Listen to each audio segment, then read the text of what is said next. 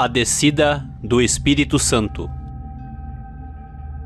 No Antigo Testamento, presenciamos o Espírito Santo desempenhando um trabalho extremamente habilidoso, mas árduo, principalmente aos profetas, pois o Espírito Santo levava eles a viverem atos proféticos da vida, morte, ressurreição e ascensão de Cristo.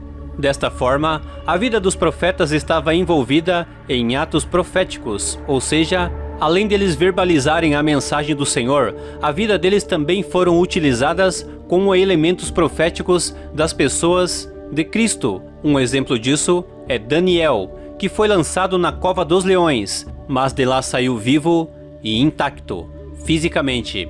A cova representava a sepultura onde Jesus foi sepultado. A saída da cova representava a ressurreição de Jesus Cristo. Um outro exemplo disso é a vara de Arão no tabernáculo, que brotou, floresceu, produziu amêndoas, e tudo isso sem estar plantada na terra. Ou seja, ela recebeu vida diretamente do próprio Senhor, que recebeu a vida em sua ressurreição. Enfim, o Espírito Santo levou muitos profetas a demonstrarem fisicamente as lições e a profetizarem as riquezas reservadas à igreja. O Espírito Santo, assim como o Pai e o Filho, está atuando desde o princípio em prol da salvação da humanidade. E isto é relatado no livro do Gênesis, capítulo 1, versículo 2, que diz assim: "E a terra era sem forma e vazia, e havia trevas sobre a face do abismo, e o Espírito de Deus se movia sobre a face das águas." O Espírito Santo está na terra desde o princípio da criação, mas o Espírito Santo não habitava em todas as pessoas no tempo do Velho Testamento, embora houvesse a promessa de vir a todos. O Espírito Santo não encontrava santidade nos vasos utilizados no Velho Testamento, e muitos deles não eram usados pelo Senhor. Apenas alguns eram escolhidos, como o caso de Elias, Moisés e outros profetas que receberam a virtude do Espírito Santo e atuaram no Velho Testamento direcionados pelo Senhor.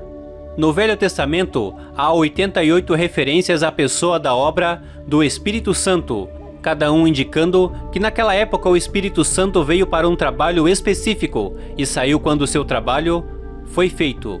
O Espírito Santo chega agora a usar o profeta messiânico Isaías. Isaías viveu entre os anos 681 e 765 a.C., aproximadamente, período que compreendeu os reinados de Uzias, Jotão, Acás, Ezequias, época em que Samaria foi destruída pela Assíria e na qual Jerusalém resistiu ao cerco de Senaqueribe. Isaías profetizou que o Messias viria para salvar seu povo. No livro de Isaías, capítulo 9, versículo 6, diz assim: "Porque um menino nos nasceu, um filho se nos deu, e o principado estava sobre os seus ombros, e se chamará o seu nome Maravilhoso, Conselheiro, Deus Forte, Pai da Eternidade, Príncipe da Paz." O nascimento de Jesus, profetizado por Isaías, aconteceu 700 anos depois da profecia. Jesus nasceu em Belém de Judá. Jesus então faz muitos milagres e maravilhas, como era predito. Os fariseus começam uma perseguição contra o Senhor por não aceitar seus ensinamentos. Essa perseguição leva o Senhor à morte, e morte de cruz.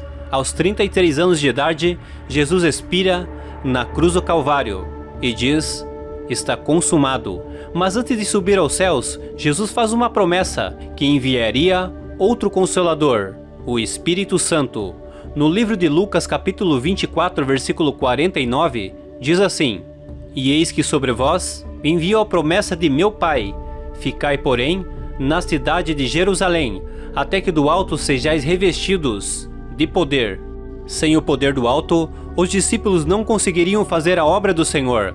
Então Jesus faz essa promessa e exorta que eles permanecessem em Jerusalém, até que do alto fossem revestidos do poder de Deus.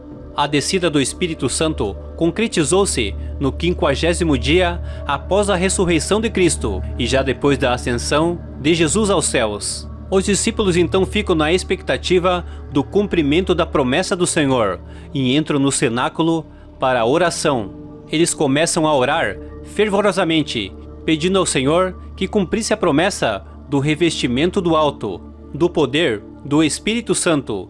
Eles estavam no cenáculo entre 120 pessoas orando fervorosamente, pedindo e clamando ao Senhor. Quando de repente, em Atos capítulo 2, versículo 1, relata exatamente a descida do Espírito Santo, o cumprimento da promessa do Senhor, o dia de Pentecostes. Estavam todos reunidos no mesmo lugar, e de repente veio do céu um som, como de um vento veemente e impetuoso, e encheu toda a casa em que estavam assentados, e foram vistas por eles línguas repartidas como que de fogo, as quais pousaram sobre cada um deles, e todos foram cheios do Espírito Santo do Senhor, e começaram a falar noutras línguas, conforme o Espírito Santo lhes concedia que falassem. A palavra Pentecostes era o nome que se dava à festa das semanas, também chamada da festa da colheita, ou ainda festa dos primeiros frutos. Isso está escrito em Deuteronômio capítulo 16, versículo 10. No dia de Pentecostes, os discípulos estavam reunidos em um só lugar, quando de repente veio um vento muito forte e encheu toda a casa. Este vento é a representação do Espírito Santo, o poderoso, soberano e adorado Espírito Santo.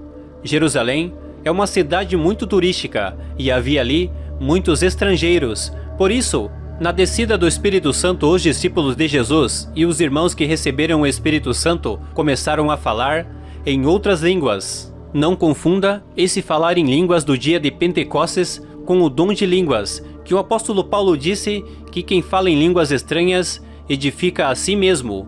O que aconteceu no dia de Pentecostes foi que os estrangeiros entendiam tudo que os discípulos estavam falando, mas eles próprios não entendiam. O Espírito Santo usou a boca deles para fazer uma pregação em várias línguas, e isto é claramente relatado no livro de Atos capítulo 2, versículo 7 até o 13, que diz assim: E todos pasmavam e se maravilhavam, dizendo uns aos outros: Pois que não são galileus todos esses homens que estão falando?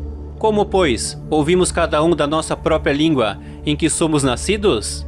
Em outras palavras, aqueles homens olharam os discípulos falando naquelas línguas e disseram: Esses homens são galileus? E alguns, querendo achar alguma justificação para isso, diziam: Estão embriagados.